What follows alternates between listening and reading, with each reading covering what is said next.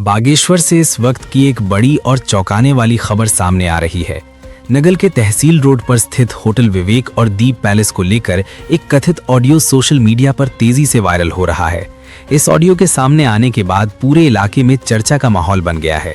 बताया जा रहा है कि इस वायरल ऑडियो में होटल संचालक विक्रम दानू, गोपाल वनवासी और उनके करीबी बताए जा रहे आनंद बिष्ट के बीच बातचीत सुनाई दे रही है।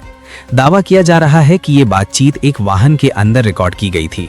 ऑडियो में कथित तौर पर विक्रम दानू गोपाल वनवासी को अपना करीबी मित्र बताते हुए नजर आते हैं, जबकि आनंद बिष्ट को अपना रिश्तेदार बताते हुए भरोसा दिलाते हैं कि सभी लोग एक ही पक्ष में हैं। वायरल बातचीत में पैसों के लेन देन को लेकर भी चर्चा सुनाई दे रही है। बातचीत के दौरान पहले 50,000 रुपए, फिर 40,000 रुपए देने की पेशकश और बाद में राशि को 1 लाख रुपए तक बढ़ाने की बात सामने आती है। वहीं दूसरी ओर गोपाल वनवासी कथित तौर पर 4 से 5 लाख रुपए की मांग करते हुए सुनाई दे रहे हैं। बातचीत में हाईकोर्ट के वकील के नाम का जिक्र भी सामने आ रहा है, जिससे मामले को लेकर कई तरह के सवाल उठने लगे हैं। इस ऑडियो के सामने आने के बाद अब ये सवाल उठ रहा है कि क्या अवैध निर्माण को बचाने के लिए किसी तरह की सेटिंग की कोशिश की जा रही थी या फिर किसी तरह का दबाव बनाकर सौदेबाजी की जा रही थी। मामले को लेकर नगर व्यापार मंडल के पूर्व अध्यक्ष कवि जोशी ने भी कड़ी प्रतिक्रिया दी है। उन्होंने आरोप लगाया कि तहसील रोड पर बने इन होटलों को लेकर पहले भी अतिक्रमण का मुद्दा उठाया गया था। कवि जोशी का कहना है कि अपने कार्यकाल के दौरान उन्होंने इन निर्माणों के खिलाफ प्रशासन से लेकर नैनीताल हाईकोर्ट तक लड़ाई लड़ी, लेकिन प्रशासनिक कार्यवाही की कमी के कारण आज भी ये निर्माण जस के तस खड़े हैं। अब सवाल ये है कि क्या इस वायरल ऑडियो की निष्पक्ष जांच होगी और अगर आरोप सही पाए जाते हैं तो क्या संबंधित लोगों के खिलाफ कड़ी कार्यवाही की जाएगी। फिलहाल इस वायरल ऑडियो की सत्यता की आधिकारिक पुष्टि अभी नहीं हुई है, लेकिन अगर आरोप सही साबित होते हैं तो बागेश्वर में अवैध निर्माण और सिस्टम में भ्रष्टाचार को लेकर बड़ा खुलासा हो सकता है। आज की डेट में जो है एक आनंद भाई जी हैं, मेरे मित्र ही हैं, और एक आप अपने रिश्तेदार है वो ये तो मेरा एक रिश्तेदार है। करो ये हमारी बहन तो इनकी वो ठहरी रिश्तेदारी में वहाँ विवाही ठहरी है।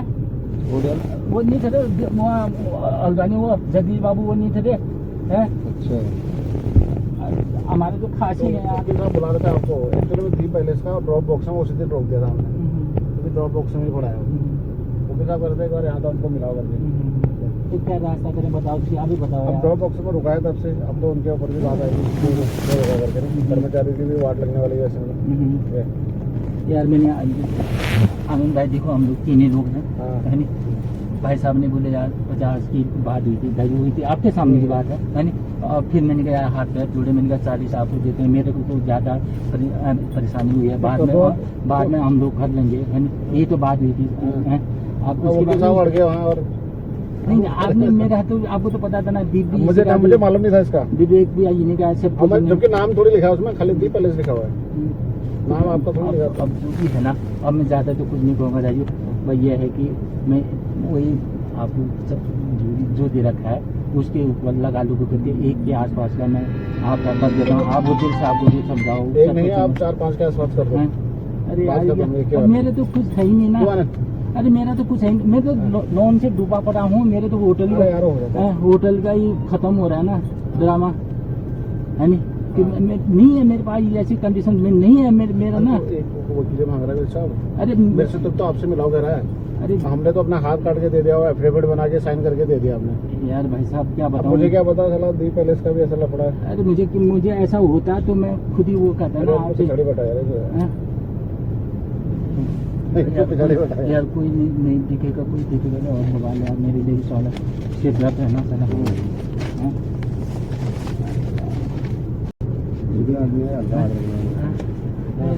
तो वही बोल रहे हैं वकील साहब यार, दोनों चीज मिला कर लेना 40 में नहीं 60 की व्यवस्था में कर दो। लोन देना पड़ेगा मेरे को 60 की नहीं। आप ऐसा करो मैक्सिमम अभी 2.5 की व्यवस्था करो। मेरी बात पे सुनो, मैं बहुत परेशान हो गया, बस वापस कर दी मैंने तो बात खत्म। अभी तुम्हारा रिश्तेदार है सामने, देखो तो मेरे साथ ही रहता है 4 दिन, तो ये पांडे जी में रहता है क्यों। अच्छा सुनो, ज्यादा नहीं कहूँगा ना, मैं 1.5 का कर देना। अच्छा सुनो, मैं लोन लेने का और थोड़ा सा टाइम कर दो। सुनो थोड़ा सा, मुझे जाना है नैनीताल, थोड़ा सा टाइम लगेगा राजू। मैं लोन लूंगा, मैं अपना गिरवी रख रहा था। मेरे पास नहीं है, करो मेरा तो ना, मुझे कल जाना है थोड़ा बहुत। कभी जोशी के चक्कर में मैं फंसा पड़ा हूँ ना, वो आपको पता है ना, पहले कुछ नहीं है। अब उस समय भी अभी भी मेरा केस चल ही रहा है नहीं। मेरे अब 2:30 तक का कर दो, कल सुबह जाना ही मुझे नैनीताल, कल सुबह नहीं मुझे आज जाना था। मैं आज मेरा कोई मैटर आ गया था इधर। सर मैं कह रहा हूँ ना, मेरा थोड़ा टाइम लगेगा मेरे को, यानी थोड़ा मौका दे दीजिए, समय दे दीजिए मुझे, मैं आपके हाथ जोड़ता अब वो हूँ। रोका है खाली, वो थोड़ी रुकेगा। चलो मैं तो आप कह दो यार। ना मैं तो कोई बात नहीं, मेरे को तो आप 5-7 दिन के बाद दे देना, मैं यही फोन कर देगा आपको। ठीक है, वकील साहब तो नहीं मानेंगे, रो रखा और उल्टा मेरे को जो डांटने लग गया हूँ। अरे यार बोला तूने खाली क्यों रुकवा दिया, बोला कल फाइल उस दिन फाइल हो जा रही थी। तो मैं ये कहूँगा, मैं 1.5 की व्यवस्था कर रहा हूँ आपके, मैं बैंक का लोन लूँगा, आज ही से लगता हूँ मैं आपको, बल्कि आनंद को करूँगा, आपको तो नहीं करूँगा मैं व्हाट्सअप, क्योंकि अब फॉर्मेलिटीज पूरी होती है, मेरे को ज़्यादा टाइम नहीं लगता है, 1-2 दिन के अंदर ही करवा देंगे। थोड़ा सा मेरी जाना ही है वहाँ कराओ, थोड़ा मेरी मोहलत दे दीजिए, मैं गला अपनी औरत के मैं अपनी औरत का जोर ले आता हूँ यार। समझे, वो ड्रॉप बॉक्स में रुकी है। आज सुबह फोन आ गया था, मैंने लीजिएगा मुझे। जी जी मैंने लीजिए वकील साहब, कोई और थोड़ी है। जी जी जी, तो मैं कह रहा हूँ ना, वो ऐसा आदमी है, उसको बिल्कुल नहीं मानता। मैं चार्जी से आपको दे चुका हूँ, सुनो मेरा ना, सुनो। और एक भैंस की व्यवस्था में बैंक में 1 लाख का करेगा वो, 1 लाख का जल्दी दे देता वो पर्सनल लोन में, यानी मैं उसका कर करके मैं, हो सकता है कल को या परसों तक मैं आपको जो है, मैं आनंद को भेज देना, आप मत आइए सर, है नहीं, या मुझे बुला दीजिएगा ना, मुझे वकील को देना ना, कल सुबह जाना है मुझे। तो मैं आज ही से लगता हूँ कोशिश करता कल हूँ, सुबह चले जाऊंगा मैं जल्दी ही आ जाऊंगा। मैं आज क्या, मैं 7 बजे, मेरी तो फटी पड़ी है ना, मेरे को तो रात को नींद। ठीक है, आज ही कर रहा शाम तक। चलो मैं कोशिश करता हूँ, मैं 2:30 तक करना, 2:30 तक। अच्छा ये आज आप जुबान मत फेरना। देखो आनंद जी, नहीं, जुबान नहीं फेरूंगा। आनंद जी नहीं फेरूंगा। देखो आनंद जी, मैं 1.5 मिला के 10 का मैं व्यवस्था कर रहा हूँ, बस क्या कर रहा हूँ, 1 लाख 10 की व्यवस्था मैं कर रहा हूँ, इतना मान जाओ मेरे भाई मत रहेगा ना, सुन लो फाइनल है। देखो आनंद जरा बोलो यार, आनंद फाइनल है। अरे आनंद, अरे मत करो ना इतना, मैं ये कर रहा हूँ ना, मैंने 2:30 बोल दिया। एक जैसा सुना लो, 2:30 बोल दिया, जाओ। चलो 1.5 हो गया, अब उसके खत्म बाद ना, उसके बाद जो कुछ करेगा बस, अब 2:30 कर देना। अब मैं 1.5 हो गया ना, हो गया, जाओ यार, हो गया, हम दोस्ती पक्के हो गए, तो 2:30 1.5 कर रहा हूँ मैं, नहीं। अब मत करना, हाथ जोड़ो, अब मैं फिर बाद में देखूंगा, बस मैं कर रहा हूँ व्यवस्था, ठीक है राइट, ओके।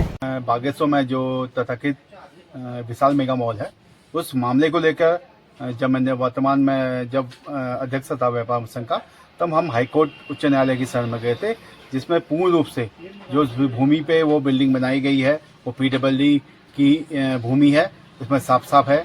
और उस भूमि पे ही हम हाईकोर्ट के शरण में गए थे, क्योंकि वहाँ पर जिला प्रशासन कोई भी कार्रवाई नहीं कर रहा था। कहीं ना कहीं जिला प्रशासन या फिर सरकार के दबाव में था, या किसी और प्रभुत्वशाली जनप्रतिनिधि के दबाव में था, इसलिए उसने कार्रवाई नहीं करी। तो उसी बीच हम हाईकोर्ट गए थे, जहाँ से हाईकोर्ट ने वहाँ पर उस बिल्डिंग पर स्टे लगाया था। उसके बाद दोबारा से नया नक्शा बनाया गया वहाँ पर, नया नक्शा पास करने के बाद उस बिल्डिंग का मैं काम शुरू किया गया, जबकि उसमें उस समय जो जिलाधिकारी थी उनके द्वारा उस जगह पे जो बिल्डिंग बनी हुई है उसमें लगभग 1/3 हिस्से को ध्वस्तीकरण का आदेश दिया गया था, और उसी एरिया को सील करके अभी तक वो सील है एरिया। मगर उसके बावजूद भी उस एरिया को खोल के उसमें नई एक और नया शोरूम खोल दिया गया, और जिसकी शिकायत भी मेरे द्वारा जिला प्रशासन को की गई थी। इससे पूर्व भी हाईकोर्ट में भी अभी मामला विचाराधीन है, और हाईकोर्ट से भी अभी वो मामला नहीं निस्तारित हुआ है। और उसके बाद कुमाऊं कमिश्नर में अपील की गई थी, जो विरुद्ध जिनके खिलाफ याचिका खिलाफ हमने कार्रवाई की थी, मतलब होटल जो ये है विवेक, और होटल जो यहाँ पर नया होटल खुल रहा था जिसमें मॉल बन गया दीप पैलेस, उस पर भी हमने आगे द्वारा याचिका दायर की गई थी, जिसपे इन्होंने कुमाऊं कमिश्नर में अपील दर्ज करी थी, जिस अपील को भी कुमाऊं कमिश्नर द्वारा लगभग पिछले साल जून के महीने में खारिज कर दिया था, और उसको जो ध्वस्तीकरण के आदेश थे उसी को यथावत करके बागेश्वर जिला प्रशासन को ध्वस्तीकरण करने के आदेश दिए गए थे।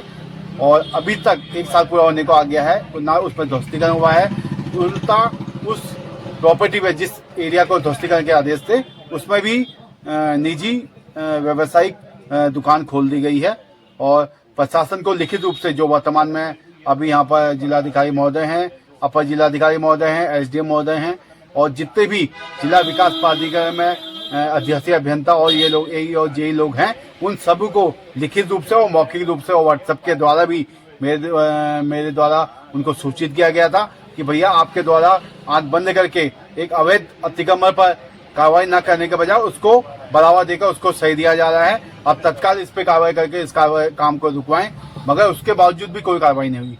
आज ये तथाकथित एक ऑडियो कहीं वायरल हो रहा है जिसमें मेरा नाम लिया गया है, और मैं पुनः बताना चाहूंगा वो जो मेरा वाला मामला है वो आज भी उच्च न्यायालय नैनीताल में विचाराधीन है, और जब तक उस मामले में जीत हासिल नहीं होगी तब तक वो लड़ाई मैं स्वयं लड़ते रहूंगा।